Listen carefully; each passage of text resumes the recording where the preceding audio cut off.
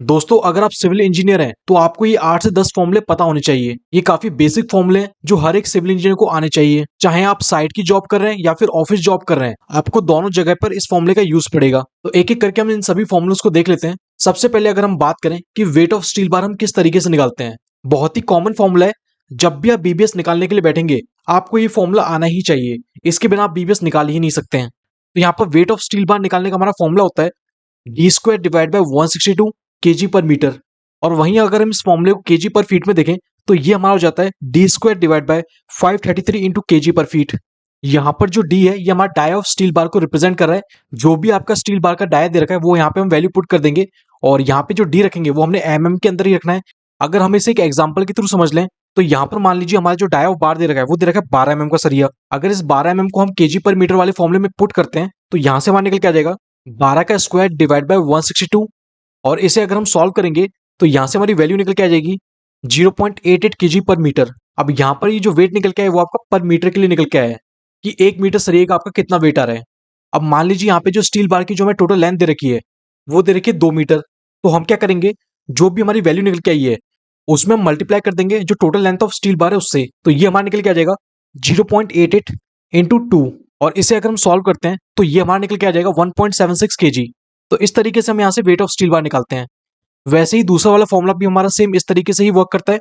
बस यहाँ पर जो वैल्यूज निकल के आएंगी वो हम केजी पर फीट में निकल के आएंगी, मतलब पर फीट लेंथ के लिए हमारा वेट निकल के आएगा।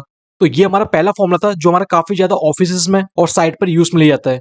इसके बाद अगर हम दूसरे फॉर्मूले की बात करें तो वो हमारा आता है कि हम डेवलपमेंट लेंथ किस तरीके से कैलकुलेट करते हैं। देखिए सबसे पहले यहाँ पे हम समझ लेते हैं कि जो डेवलपमेंट लेंथ है इसको निकालने का हमारा फॉर्मूला क्या होता है। तो डेवलपमेंट लेंथ को हम एल डी से लिखते हैं। तो L D equals to stress in steel bar into dia of bar divide by 4 tau b d. Tau b d यहाँ पर होती है परमिसिबल बॉन्ड स्ट्रेस। यहाँ पर अगर हम देखें कि जो सिग्मा एस होता है जो हमारा स्ट्रेस इन स्टील बार है वो हम कंसिडर करते हैं 0.87 एफ वाई। और जो टॉबीडी है, टॉबीडी की वैल्यू हमें कहाँ से मिलेंगी, जो हमारा आईएस कोड है आईएस 456 वहां पर परमिसिबल बॉन्ड स्ट्रेस की हमें एक टेबल दे रखी है। आप यहाँ पर भी देख सकते हैं। इस टेबल में से हम अपनी वैल्यूज उठा लेते हैं depend on grade of steel. H Y S D bar दे रखा है या फिर माइल्ड स्टील दे रखा है। और डेवलपमेंट लेंथ की हम कैलकुलेशन किस तरीके से करते हैं तो उसके ऊपर मैं एक ऑलरेडी वीडियो बना चुका हूँ, आप जाके वो देख सकते हैं। यहाँ पर मैं आपको जितने भी फॉर्मुलास बताने वाला हूँ इन सब के ऊपर मैं सेपरेट वीडियोस बना चुका हूँ, तो वो आप जाके देख सकते हैं। इसके बाद नेक्स्ट हमारा फॉर्मूला आता है कि किसी भी मटेरियल का हम वेट किस तरीके से निकालते हैं। तो देखिए वेट ऑफ मटेरियल निकालने का हमारी एक इक्वेशन होती है density equals to mass per unit volume. अब इसको भी हम एक एग्जांपल के थ्रू देख लेते हैं। जैसे कि अगर हमें एक सीमेंट बैग का वॉल्यूम निकालना है तो वो हम किस तरीके से निकालेंगे, तो वो हम इस फॉर्मूले की हेल्प से निकाल देंगे। जैसे कि 1 केजी बैग का जो मास ऑफ सीमेंट होता है वो होता है हमारा 50 केजी। डेंसिटी सीमेंट की हमें पता है 1440 केजी पर क्यूबिक मीटर। यहाँ पर हमको निकालना है वॉल्यूम। तो ये तीनों चीजें हम फॉर्म में पुट कर देंगे। तो इनको अगर हम सॉल्व करते हैं तो यहाँ से हमारा निकल के आ जाएगा 0.034 क्यूबिक मीटर। तो इस तरीके से हम वॉल्यूम ऑफ सीमेंट कैलकुलेट कर लिया हमने। तो ये आपको वेट निकालने का फॉर्मूला पता होना चाहिए।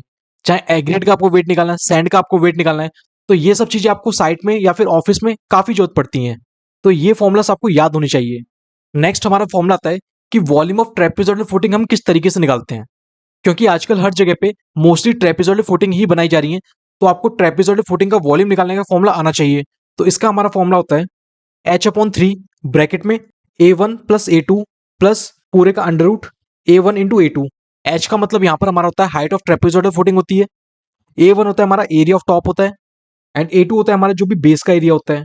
और इनकी भी कैलकुलेशन अगर आपने डीप में सीखनी है तो इसके लिए भी मैं ऑलरेडी वीडियो बना चुका हूँ, आप जाके वो देख लीजिए। इसके बाद नेक्स्ट हमारा फॉर्मूला आता है कि क्रैंक बार की लेंथ हम किस तरीके से निकालते हैं। स्लैब में जो हम क्रैंक डालते हैं या फिर जो बेंट अप बार डालते हैं उसकी हम लेंथ किस तरीके से कैलकुलेट करते हैं, तो वो आपको निकालना आना चाहिए। और यहाँ पर मैं वो पूरा फॉर्मूला आपको नहीं समझा पाऊंगा क्योंकि उससे हमारी ये वीडियो काफी लंबी बन जाएगी। तो उस वीडियो का लिंक भी मैं आपको डिस्क्रिप्शन में दे दूंगा, वहां पर आप इस वीडियो को जाके देख सकते हैं। नेक्स्ट हमारा फॉर्मूला आता है लैप लेंथ का। कि जो लैप लेंथ होती है, देखिए काफी इंपॉर्टेंट पॉइंट है लैप लेंथ का। यहाँ पर छोटी सी भी मिस्टेक हमारे कॉलम या फिर बीम को फेल कर सकती है, तो इस बात का आपको पता होना चाहिए।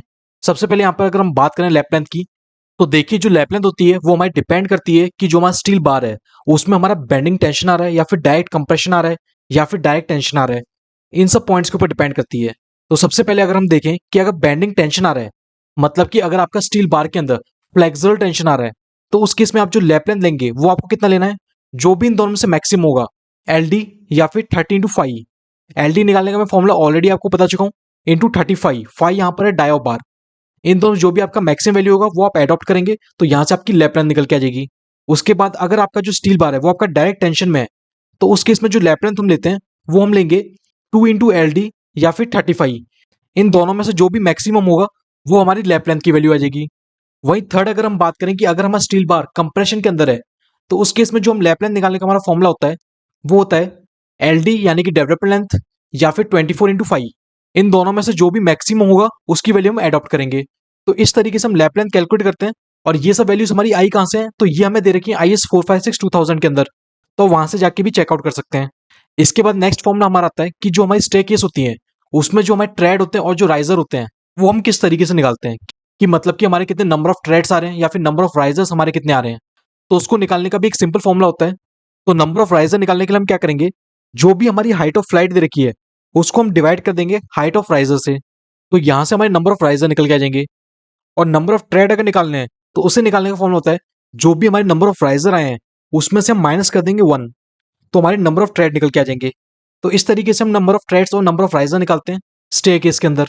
इसके अलावा हमारे 2-3 फॉर्मूलेस और हैं जो आपको आने चाहिए, जैसे कि अगर हमारी एक 10 बाय 10 फीट की एक दीवार है तो उसमें हमारी कितनी नंबर ऑफ ब्रिक्स लगेंगी वो हम किस तरीके से निकालेंगे, या फिर उन ब्रिक्स को लगाने के लिए जो हम मोटार लगा रहे हैं उसकी क्वांटिटी हम किस तरीके से निकालेंगे।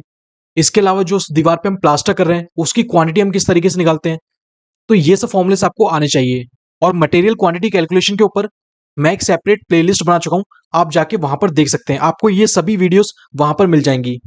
तो ये कुछ फॉर्मूलेस थे और पॉइंट्स थे जो आपको पता होने चाहिए अगर आप साइट की जॉब कर रहे हैं या फिर ऑफिस जॉब कर रहे हैं, क्योंकि ये फॉर्मूलास हमें डेली बेसिस पर यूज करने होते हैं। तो आज की वीडियो में सिर्फ इतना ही। Thank you.